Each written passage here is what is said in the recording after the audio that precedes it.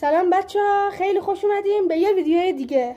بچه‌ها ما اومدیم امروز جوش شیرین رو با سرکه قاطی کنیم. بچه‌ها نمیدونم بعضیاتون میدونین بعضیاتون هم نمیدونین ترکیب جوش شیرین با سرکه یه گازی رو تولید میکنه که اسمش رو دقیق نمیدونم چیه، ولی با اون گاز میشه یه شمع خاموش کرد. بچه‌ها الان اومدیم ترکیب جوش شیرین رو با سرکه داشته باشیم.